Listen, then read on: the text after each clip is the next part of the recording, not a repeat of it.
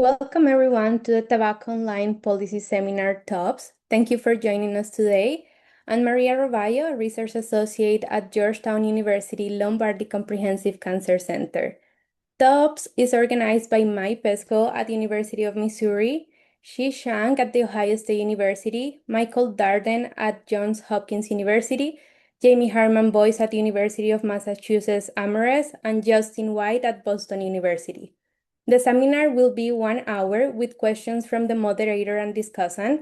The audience may post questions and comments in the Q&A panel, and the moderator will draw from these questions and comments in conversation with the presenter. Please review the guidelines on tobaccopolicy.org for acceptable questions. Please keep the questions professional and related to the research being discussed. Questions that meet the seminar series guidelines will be shared with the presenter afterwards, even if they are not read out loud. Your questions are very much appreciated. This presentation is being video recorded and will be made available along with presentation slides on the TOPS website, tobaccopolicy.org. I will turn now the presentation over to today's moderator, Dr. Jamie Harman Boyce from the University of Massachusetts Amherst, to introduce our speaker. Thanks so much, Maria. So today we continue our summer 2026 season with a single paper presentation by Maham Zahid entitled A Cluster Randomized Controlled Trial of an mHealth Intervention for Smoking Cessation in People with Tuberculosis. This presentation was selected via a competitive review process by submission through the TOPS website.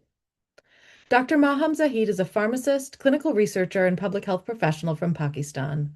She recently completed her PhD in public health at Khyber Medical University and is currently a postdoctoral research fellow at Riphah International University, where she collaborates with the Center for Impact at the University of York, UK. She previously served as a senior research fellow at the Initiative, a public health research organization based in Pakistan.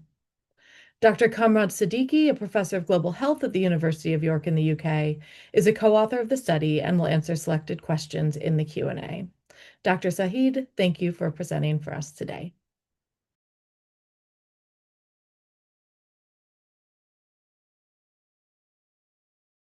Hi, everyone. Thank you so much for giving me the opportunity to present on this platform.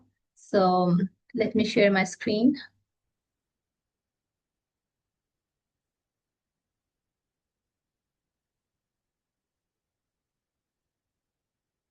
I hope you can see my slides.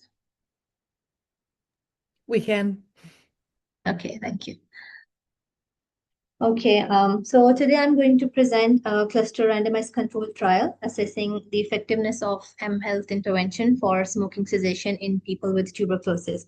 So I'm using the Respire template here, with the logos of all partners are shown at the bottom.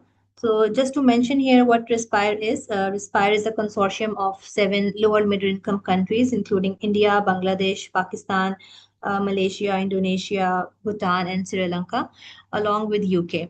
So it is a funded research program called NIHR Global Health Research Unit on Respiratory Health. It started in 2019 and it's going to end in September 2026. So the study that I'm going to present today is one of the studies that are funded under Respire. Okay. So this is my brief background. My name is Maham Zahid and I'm a pharmacist from Pakistan. So basically I'm working as a postdoc fellow at Riphah International University. And previously I have worked as a research fellow in the study that I'm going to present today at the Initiative. So this is a disclosure statement from my side. The study is funded by NIHR UK, and I have not received any tobacco-related research funding over previous 10 years. I have no other conflict of interest to disclose. Okay, so before going into the specific paper, I would like to introduce the whole Quit for TB project and the idea behind it. So basically, the project focused on mHealth intervention for smoking cessation in tuberculosis patients in Bangladesh and Pakistan. So it was a 4-year project which started in 2022 and ended in June 2026. It comprised of 4 phases that I will explain later. And there were 3 principal investigators in the project: Professor Kamran from University of York, Dr. Amna Khan from Pakistan, the Initiative, Professor Romana Haq from ARC Foundation, Bangladesh. And the project was sponsored by University of Edinburgh, UK, and funded by Respire NIHR, UK. Okay, so just to build a little bit of project background, I would like to talk about tuberculosis and tobacco use. So tuberculosis is an infectious disease with high morbidity and mortality. In 2024 alone, 10.7 million new cases of tuberculosis were reported, along with 1.2 million deaths. That's a huge number. So, around 80% of the whole TB burden is concentrated in lower middle income countries like Bangladesh, Pakistan, China. And Pakistan and Bangladesh, they rank fifth and sixth, respectively, in terms of TB burden, with an incidence of more than 300 cases per 100,000 population per year. Similarly, there is a high burden of tobacco use globally, where more than 1.3 billion people use tobacco in any form. And the prevalence of tobacco use is quite high in Bangladesh and Pakistan, where latest figures report prevalence up to 27% and 39% in both the countries. Also, there is an adverse inverse relationship between tuberculosis and tobacco use, where it is reported that tobacco use can double the risk of acquiring tuberculosis infection. It can worsen the symptoms. It can take more time for recovery. It can increase the risk of disease relapse, and also it can double the risk of death among TB patients who are also smokers. On the other hand, some benefits of quitting smoking are also noted in TB patients who quit smoking, which includes bettering of the symptoms. They get better. The coughing and breathlessness, it gets reduced in those who quit smoking within 1 month. And then there are better chances of recovery from tuberculosis disease within 2 months quitting smoking. And also, within a year's time, there is a lower risk of getting TB relapse or reoccurrence. Okay, so why tobacco is important with respect to tuberculosis? So it is important because a large number of TB patients are smokers. So there is a range of prevalence reported in literature from 17 to 32%. So it is also important because quitting show better clinical and health outcomes in such patients. Also, there are many evidence-based smoking cessation interventions available that have been tested in general population and tuberculosis population. But despite of having such interventions, smoking cessation is poorly addressed in TB patients in routine in lower middle income countries like Bangladesh and Pakistan. So it's not part of routine TB care due to various barriers that I'm going to discuss later. So therefore, there is a need to explore and overcome these challenges and learn more about some other cost-effective and more feasible interventions, like, for example, mHealth-based interventions. Regarding what's already been proven to work in general population, there are some pharmacotherapy related interventions that have been that are known for helping people to quit smoking. Like, there are many different types of medication names mentioned on the slide. And then there are some behavior support or counseling based interventions that are also reported to help people quit smoking, either given alone or in combination with other cessation support. Also, there are some studies reporting effectiveness of mHealth interventions, but only done in general population, not specifically in TB related populations. So I would like to mention here some of the previous research work that has been done in Bangladesh and Pakistan in terms of checking the effectiveness of behavior support intervention. So I would like to mention ASSIST trial, in which it was a cluster randomized control trial with 3 arms: behavior support intervention plus pharmacotherapy, and compared with usual care.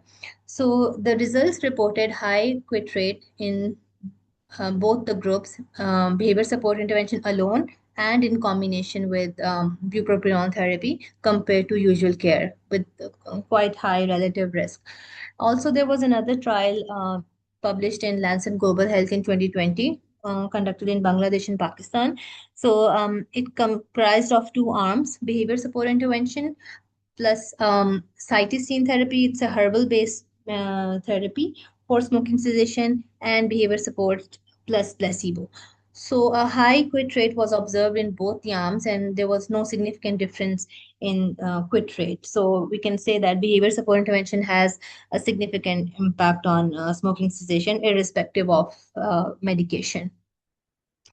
So after these trials, the researchers tried to implement these interventions in routine TB care to provide cessation support to all TB patients. But unfortunately, this couldn't be done due to various challenges. There were many implementation barriers. So this paper explored quantitatively and qualitatively what were the barriers. So some of the barriers included cost, high resource. Um, Also, there was some barrier of reach, staff changes, lack of space to offer counseling, scalability, and sustainability issues were highlighted.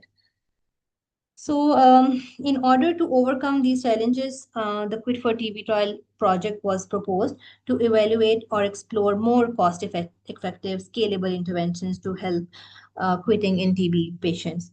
So, this was the main gap that we tried to address by designing the Quit for TB trial project. So in this Quit for TB trial, the mHealth intervention used was developed by WHO, World Health Organization, and tobacco experts from different countries.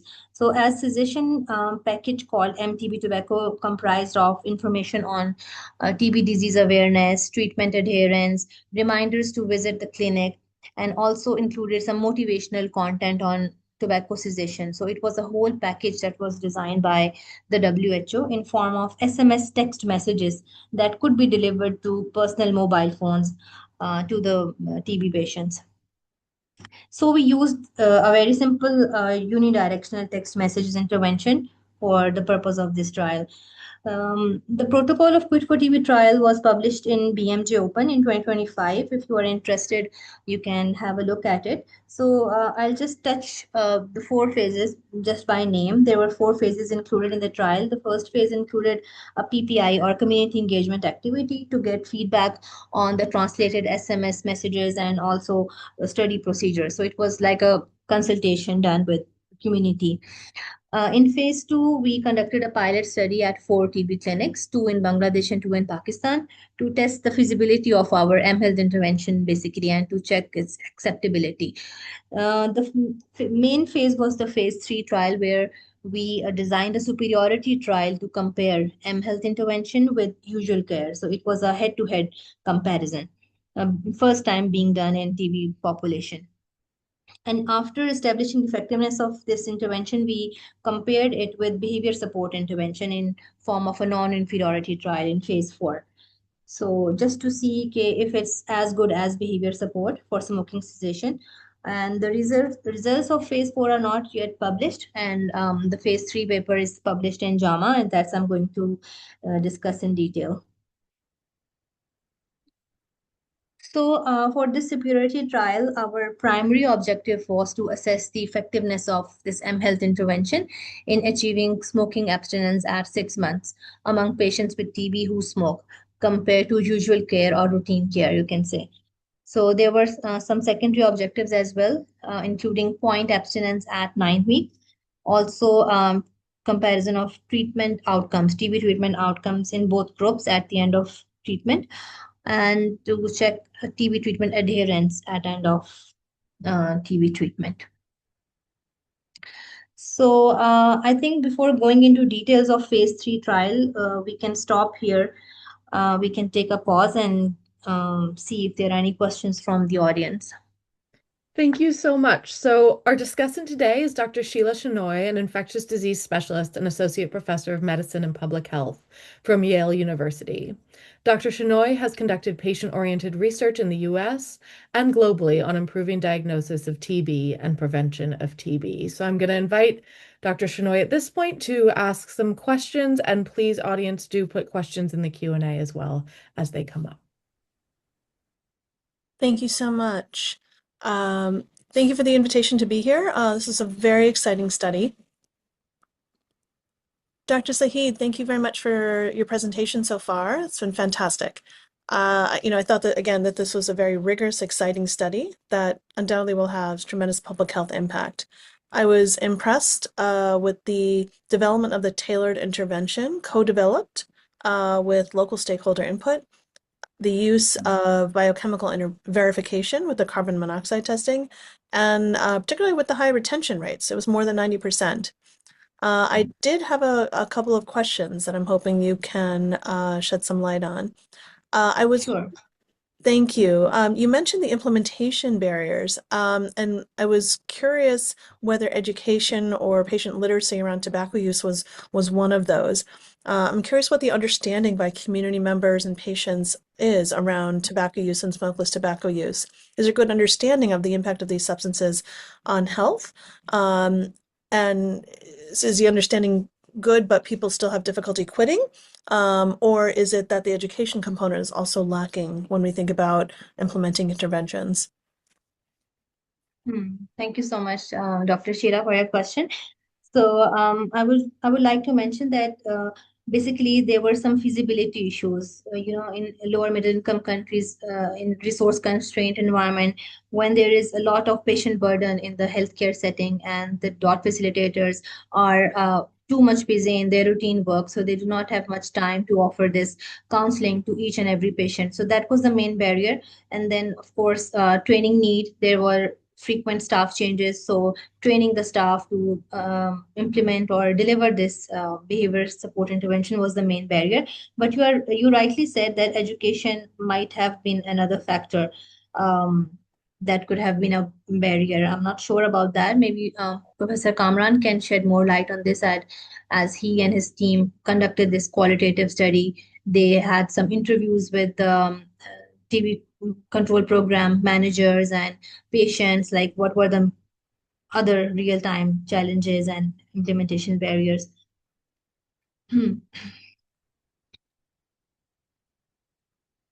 Professor Siddiqui, if you'd like to come in, please feel free to.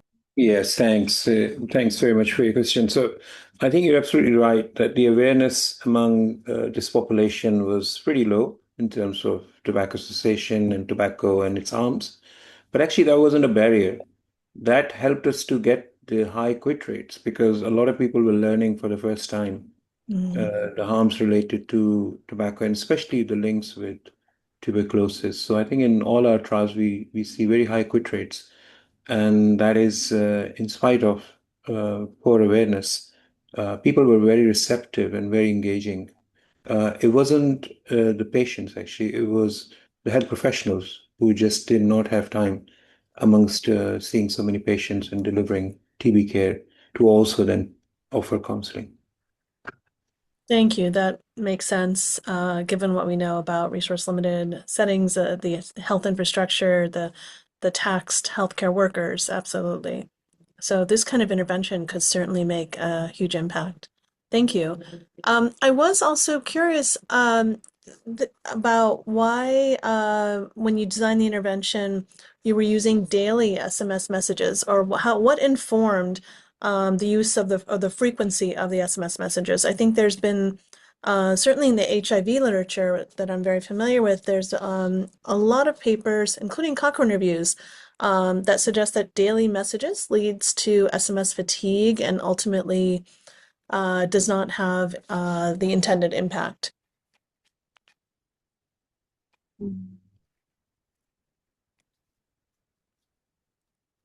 Thank you, Dr. Sheila, for your question.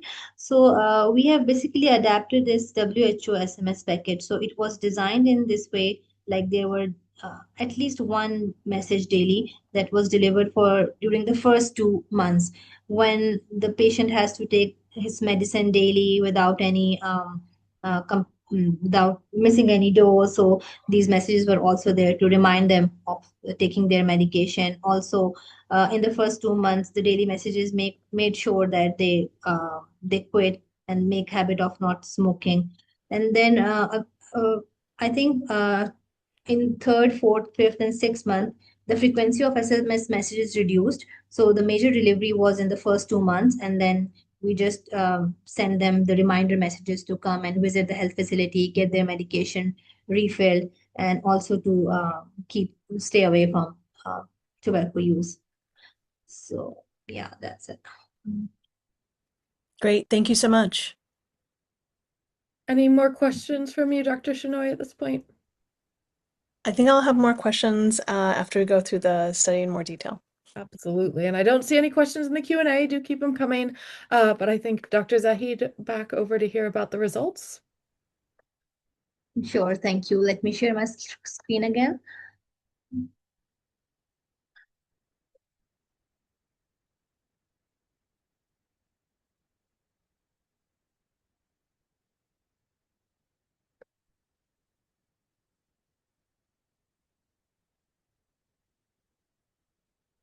Is my screen visible? It is. It looks great. Okay. Okay, thank you.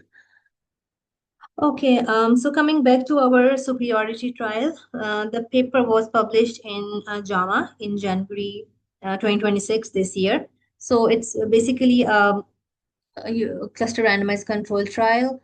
You can have a detailed look at the paper. Let me just go next. Okay, so this was a multi-center cluster randomized control trial conducted at two countries, Pakistan and Bangladesh, including 27 TB clinics.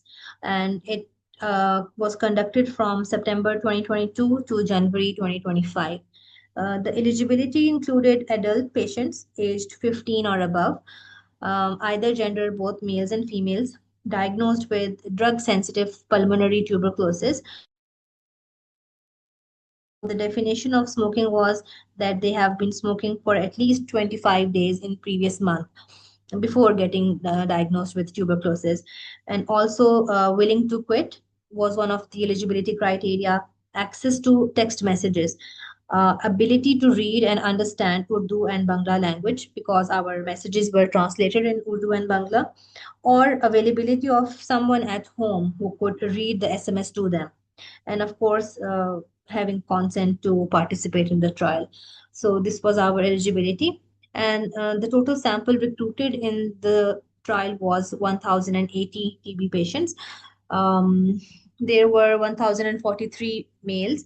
Higher proportion was males, like 96.5%. So the prevalence of smoking is more common in males in both the countries. So that's why we had more male enrollments as compared to female. Only 3.5% were females. And the mean age was found to be 48.7 years. So the TB sites were considered as clusters, and the clusters were randomized in 2:1 ratio to either mHealth group or the usual care, or you can say the control group. So 720 participants were recruited uh, from 18 intervention clusters and 360 from the remaining 9 control clusters or TB clinics. The participants were followed up at 9 weeks and 6 months end of the TB treatment, and the primary outcome was biochemically verified smoking abstinence. So those who self-reported quitting at 6 months, they were required to undergo this carbon monoxide breath test. And the definition of quitting was, like, self-report quitting was not not more than 5 cigarettes smoked since the last quit date, and the quit date was seven days after getting enrolled in the trial. The cutoff that we used to mark or differentiate between quitter and non-quitter was 10 ppm, 10 parts per million. Okay, I would like to talk about the intervention a bit. So the MTB tobacco cessation package, it comprised of 134 total SMS messages that were translated in local languages, Urdu and Bangla. So a web-based portal was developed to send these auto-generated SMS messages to participants who were registered in the TB treatment from intervention clusters only. So in the back end of the portal, it was synced with our RedCap server. So basically, we were getting the data on RedCap. It's a data management software, and it was synced with this the web-based portal. So when the phone numbers were captured in the screening form for eligible or consented participants, those numbers were directly synced with the portal through API tokens. And once a new participant was enrolled, data was entered in RedCap. The RedCap server, from the RedCap server, his telephone number or mobile number was captured and synced with the protocol, and SMS text messages were started to deliver. So first there were some welcome messages like welcome to this mHealth program, and we will be sending you messages on daily basis. And from the next day, some TB awareness messages, messages related to medication, and some smoking cessation advice. And at the seventh day, the quit date was decided, and it said that you have to now quit smoking, try to keep these things away. And also there were some messages regarding how to deal with the cravings and stuff. So yeah, this was the procedure behind. And we had set a schedule of SMS messages, like Dr. Sheila was mentioning. There was a set schedule, like how many number of messages were supposed to be sent on daily basis at what time. Like, for example, starting from 9 in the morning, and then another text in the evening to remind about some important things. So the SMS messages were sent throughout the TB treatment period, where major chunk of the intervention got delivered in the first 2 months that are the most crucial for smoking cessation as well as for TB treatment. Yeah. And then some reminder SMS messages were sent in remaining 4 months, like one message per month or after every 2 weeks. So the frequency decreased later on, but in the start, there were some daily messages.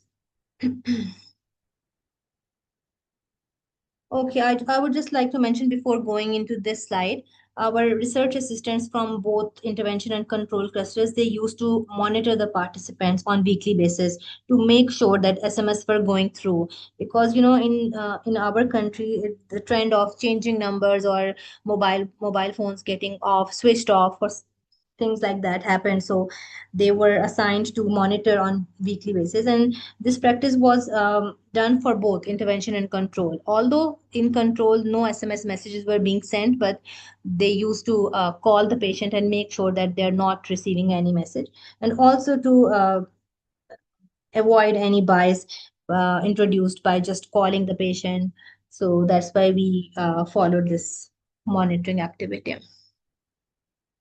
Okay, this consort flow shows overall recruitment and follow-up numbers. So out of total 249 clusters from selected districts of Bangladesh and Pakistan, 27 clusters were included on the basis of having at least 50 new TB registrations per month. So that was the criteria, and also easy access and functionality of TB clinic was one of the eligibility criteria. So the selection of clinics was done in collaboration with TB control programs. So in Pakistan and Bangladesh, TB control programs at national and provincial levels are basically managing all the treatments. So we did this study with their collaboration, of course. So a total 9,232 TB patients were screened to enroll 1,080 in the trial. So rest were excluded due to various reasons, as mentioned here. And out of 27 clusters, 18 were intervention clusters and 9 were control clusters, as I have already mentioned. So at 6 months follow-up, there were total 53 participants lost from intervention arm, while 42 were lost from the control. Overall, the loss to follow-up rate was quite low. It was 8.8%. 95 total loss to follow-up out of 1,080. And following the intention to treat analysis approach, all the randomized patients were included in the analysis, where the loss to follow-ups were imputed as non-quitters, considering the worst possible outcome. So we did ITT and also per protocol analysis that I will be showing you in later slides. So now moving on to our primary outcome results. So it was found that 300 out of 720 participants with TB, they achieved abstinence at 6 months in the mHealth group, as compared to 55 out of 316 the control. So there was a significantly higher quit rate observed for mHealth group, which was 41.7% as compared to 15.3 in the routine or usual care. And the between group difference was 26.4, which is quite high. And a relative risk of 3 was observed, which means that those who received this mHealth intervention, they were 3 times more likely to quit as compared to those who belong to the usual care. So we provided a educational leaflet to both YAMs to control as well as intervention. And then SMS messages were only for the mHealth one. So the main analysis that we did was intention to treat and biochemically verified outcome using less than 10 ppm cutoff to label quitting or abstinence. In terms of per protocol analysis, we also did per protocol analysis. So some higher quit rates were shown by PP analysis. 45% quit rate in the mHealth compared to 17.3% in the usual care, and the difference of 27.7% between group difference. Okay, so regarding the self-reported analysis, a higher quitting rate was observed because out of these who self-reported quitting, we performed some biochemical verification to make sure that they have genuinely quitted or not. So that's why for self-report, these quit rates are higher in both arms. Okay, also we did some sensitivity analysis by keeping cutoff point of less than 6. So again, the same results were observed. So significantly higher quitting rate in mHealth using both intention to treat and per protocol with cutoff of less than 6. So these are very promising results that were observed in this trial, a quite high quit rate. And in terms of secondary outcomes, so the point abstinence at 9 week was reported, again higher in MTV, mHealth intervention as compared to usual care. And the treatment outcomes, the successful treatment outcome like getting cured from TB, there was no significant difference in both the groups. The height of the blue bar here is somewhat misleading because I could not adjust the y-axis. So it must be starting from 0 to 100. So there is not much difference here, 89 and then 85. So no significant difference. So same sort of TB treatment success was noted in both the groups. Deaths have very interesting findings. So deaths were significantly higher in the control group as compared to the mHealth group. And the relative risk of 0.4 was obtained, which shows that 60% lower risk of death was noted among mHealth group. And also we did some survival analysis which showed the Kaplan-Meier plot showed higher survival probabilities in the mHealth group as compared to the control. So in the end of superiority trial, it was concluded that mHealth intervention, it was found to be an effective intervention for making smoking cessation possible in TB patients, and it could be a possible candidate for implementation and scale up in routine care, especially in LMICs where resource constraint environment is there and a lot of cost related issues are there. So this can be a feasible option. So these are some of the recommendations that were made, like to integrate tobacco use screening in routine care by recording tobacco use and smoking status for all TB patients at the time of registration in the TB. Also, to make tobacco cessation support a standard component of routine TB treatment, offering evidence-based interventions like, for example, mHealth or behavior support intervention, whatever is feasible, but some intervention or some support must be there in routine TB care. Also, it is recommended to adopt the mHealth intervention nationally as a cost-effective and scalable approach. So we are in touch with the collaborators, the TB control programs, and they are quite willing and giving us a positive attitude towards adopting this intervention and making this part of their routine care.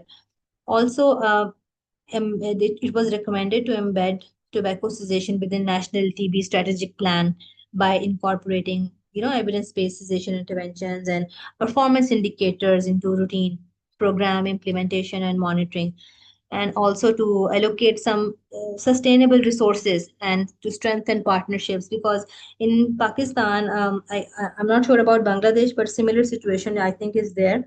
There are many donor-funded programs that are handling TB, like Global Fund, and now the fundings are being cut. So there is a need to allocate some sustainable resources by the country to tackle these problems. So yeah, that's all from my side. And if there are any questions, I am happy to answer. Thank you Thank so you. much, Maham, and congratulations on a really impressive trial. First, I'm going to hand back over to Dr. Shenoy for any comments or questions she has at this stage. Thank you so much for a fantastic presentation, Dr. Zahid. I'm hoping you can comment. The mHealth arm tended to smoke more tobacco and smokeless tobacco products, but the people in that arm were also more likely to have tried to quit in the past. I think 24% in the mHealth arm versus 9% in the usual care arm. I'm wondering if that disparity biases the sample toward responding to the intervention. Can you comment? Yeah, thank you so much for the question. So the results that I have shown in the slides, they are adjusted results. So we performed this multivariate adjusted analysis, keeping in view all these different covariates or confounding factors that can deviate our results from the true findings. So these are adjusted results that I'm showing you. So we took these parameters into regard, and we did some adjusted analysis to make sure that there are no biases or no confounding factors there. Fantastic. Thank you for that clarification. I recognize that the primary outcome was tobacco cessation and certainly impressive results, but I'm also quite struck by the mortality results. Can you comment on what you think contributed to a dramatically improved mortality in the intervention arm, given that the treatment outcomes were not significantly different and the adherence rates were not significantly different?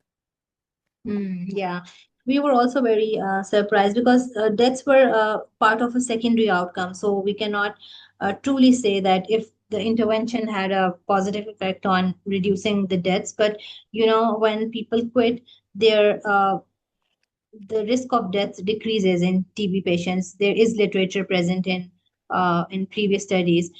I think we need to explore this further, but yeah, that's what we got. And maybe Professor Kamran can comment on this better if you want to add something, sir.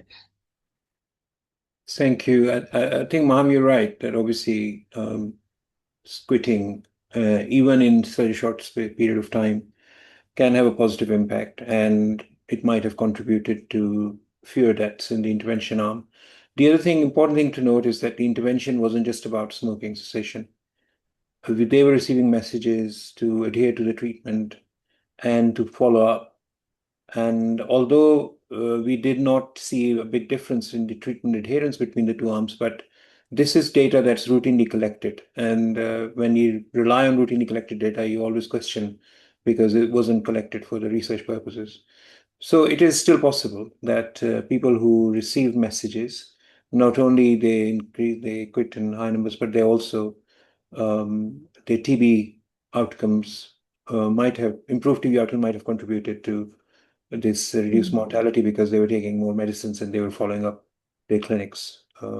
It's possible, although we can't confirm it, to be honest, because I think treatment adherence for TB is mainly relying on Self-report. routine care, routine data, which is not that reliable. Right. So you don't have any data on cause of death amongst the people who experience mortality? Yes, we have. Yeah, go on, Maham, please. Yeah, go ahead. Yeah, so we did capture the cause of death. So I think majority was for severe TB disease, and there were some cardiovascular causes as well. So we have a supplementary table is there mentioning all the causes. Yeah. Great, thank you. can you share, along those lines, I'm curious whether or not you collected any data on other comorbid conditions other than tobacco use that can contribute to TB outcomes. I'm thinking of HIV, diabetes, alcohol use, malnutrition. Certainly I understand that alcohol use may be atypical in Pakistan and Bangladesh, but it is often linked with behaviorally with tobacco use. Um, but certainly, if I recall correctly, HIV rates are rising in this part of the world, and I'm wondering if some of those comorbidities you may have data on, and whether or not those could be contributing to some of the outcomes we're seeing here.